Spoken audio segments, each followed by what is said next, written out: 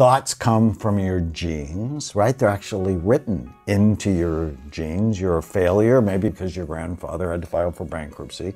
They come from your parents talking to you. They come from your siblings. I'm one of 7. They come from the noise. They come from your coaches. And they lie. Just because you have a thought has nothing to do with whether or not it's true. How can we really show up for ourselves so our thoughts don't consume us in a negative way? So you know that if you're overweight on Monday and you have a salad, you are not going to be trim on Friday. Right. That you need to develop practices, right? That getting well physically is a discipline that occurs over and over time, right? To be mentally well, you need to develop practices that you do, like eating well, over and over and over. So for example, I start every day with today is going to be a great day. As soon as my feet hit the floor in the morning, and today was easier because I spent last night in Santa Monica and walked on the beach this morning, and I get to hang out with you. Today is going to be a great day. That way, my unconscious mind finds why it's going to be a great day. And then your brain is always listening. I talk about taming the hopeless and helpless dragon, the dragon from the past that feeds depression. And it's something I do called positivity bias training. I want to get my brain looking for what's right because it automatically goes for what's wrong. And so I start every day with today is going to be a great day. And then if I have a hard time, if I feel sad or mad or nervous or out of control, I write down what I'm thinking. And then I just go, is it true? And there's a whole bigger method in the book. And often I'll go to, what's the opposite of that thought? No one loves me, or no one respects me, or you're a failure. And so quickly my brain, if I go, my wife never listens to me, I've had that thought, I'll go, well, I never listen to my wife. And I'm like, oh, that can be true. Or she does listen to me, and then I find the times it's just I don't believe what goes on in my head. And then when I go to bed at night, and this is so powerful, I say a prayer, and then I go, what went well today? And I put myself to sleep by reviewing the positive things that happened that day. And I find the little micro moments, whether it's that sip of hot chocolate that I made that I'm proud of myself for, or some cool text or interaction. And it sets my dreams up to be more positive. What is the biggest challenge you face? You've been doing this work for what? 30 years. 30 years. The biggest, 183,000 scans. You're speaking about this all the time. You're writing incredible books about this all the time. You've got talk shows on this, on public television. You've got, you're the leading expert. What's the biggest challenge in your life right now, knowing all this information after 30 years? What do you still struggle with? I hate the fact that all psychiatrists don't do this. I hate the fact that I'm still an outlier in my profession.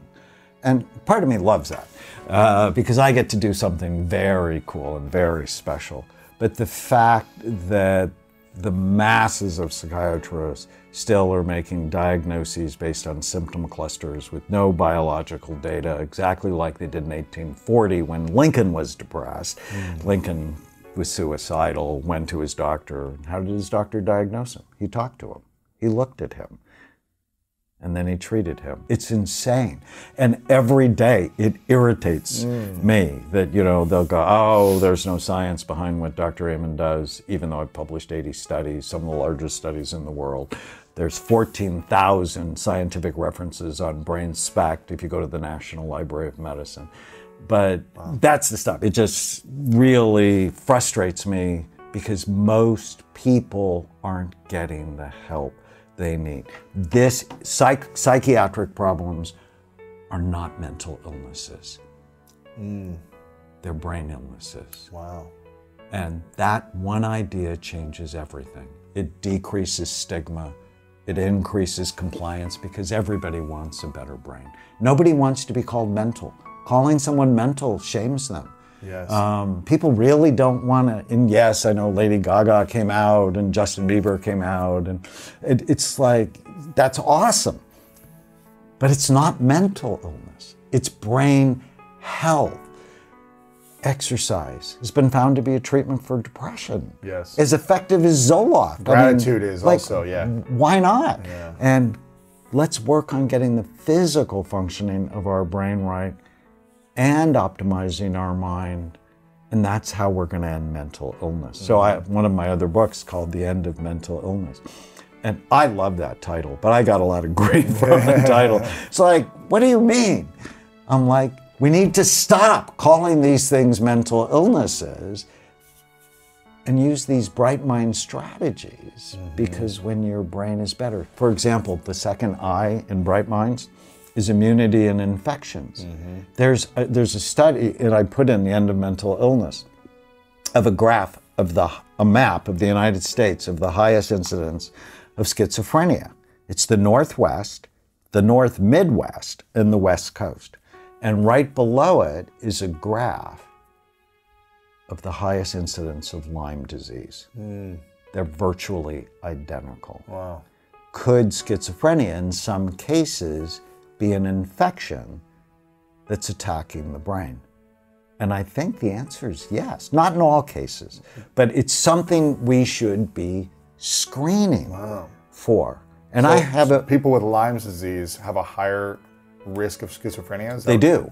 And they have a higher incidence of virtually all mental health challenges. And I have so many great stories. One of them I talk about in the book. Adriana, 16, beautiful, straight-A student, kind, goes to Yosemite on vacation with her family, and when they get to their cabin, they're surrounded by 6 deer. And they think it's a magical moment, but Lyme is often transmitted by deer ticks. And 10 days later, she's hallucinating, and she's violent. And they put her in a psychiatric hospital. She's diagnosed by a psychiatrist trained at Stanford with schizophrenia, told the mother, Adriana needs to be on this medication for the rest of her life. And her mother's like, no, I'm not okay with this. And they had spent like $100,000 and ended up at my clinic, spending a lot less than that. And when we saw her brain, we went, her brain's infected. And it shows the infections. It shows the tendency toward infection. Wow. And it turned out when we tested for Lyme, she had it. And on an antibiotic, within a year, she was herself again. And she went on, she graduated from Pepperdine, and then she got a degree in HR from the University of London, and she's normal. And wow. I remember, because she's all one of my other doctors, but when I got to meet her, I mean, both she and I just cried. Wow. Because she's the reason I do what I do. That's beautiful. But infectious disease, including COVID-19, I have about 50 COVID scans. COVID is not good for your brain. And about 20% of people with COVID will get a new onset diagnosis of anxiety, depression. Come on, really? Yeah, it is not a good thing. You know, a lot of people go, oh, it's like the flu. No, it's not like the flu. It can impact your brain. And we knew it early on because, you know, you lost your sense of taste and smell. Well, those are central nervous system struggles. Your best defense against COVID-19 is your immune system. Yes. Right? And often it's your vitamin D level. So the strategy for immunity and infections is optimize your vitamin D level, either by getting more sun or taking a supplement. Like 80% of the population has suboptimal levels of vitamin D. And the study that just nailed it for me, if your level, so normal's between 30 and 100, if your level is under 20, you have double the risk of cancer of those people who are over 40. So I keep my level around 80. You're in the sun all day, you're having the supplements, Right, and it's just that one act. It's like, is this good for my brain or bad for it? And if I do one thing, I'm more likely to do 2 things. If I do 2 things, I'm more likely to do 11 things. You'll stack it. Yeah. So the N in Bright Minds is neurohormones. I alluded to that earlier. testosterone's really important for brain health. Now, you don't want too much because then your libido will go up and your empathy will go down, which is a prescription for divorce, losing half your net worth, and visiting your children on the weekends. Right. So that's not a good thing. But low testosterone goes with depression and goes with anxiety and goes with low energy. So thyroid, DHEA, testosterone, estrogen, progesterone, so on. So getting your hormones checked. D is diabetes. So we talk about being overweight, but also having high blood sugar. Diabetes. Diabetes. What does that mean? Diabetes. It's a combination of you're overweight and you have high blood sugar. Either one of those is a mental health, brain health risk factor.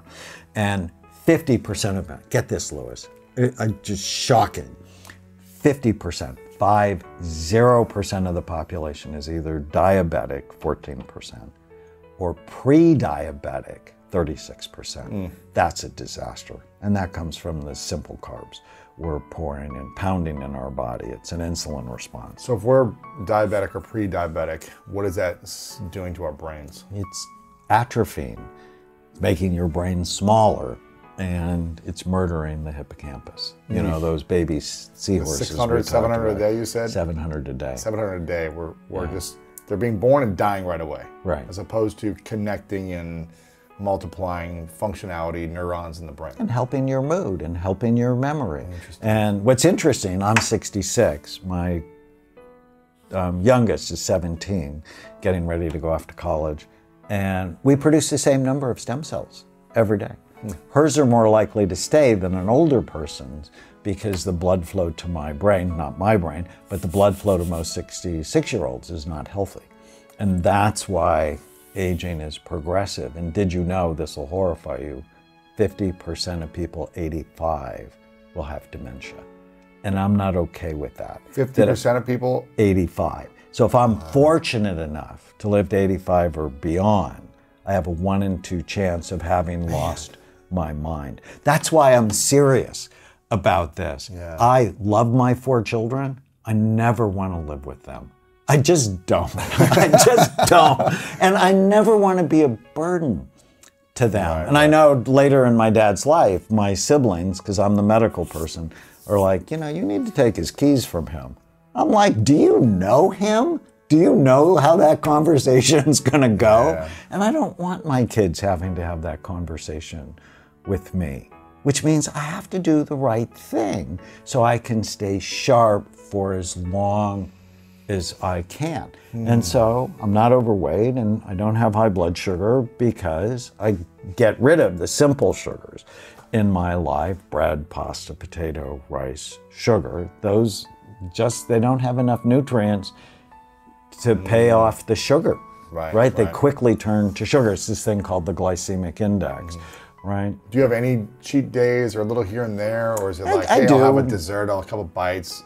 Yeah, or are you like, I do. We go to Italy. I mean, not recently. We'll go to Italy and have a gelato, but it's the daily consumption of these things which are really hurting. But I have things I love. Like I have almost every day a cup of frozen blueberries, and I'll put a couple of stevia sweetened chocolate chips in it, and it's less than 100 calories, and I love it. Or the hot chocolate, I love that. Yeah. And I have a protein shake in the morning, and I love it. Right? I only eat food I love. That loves me back.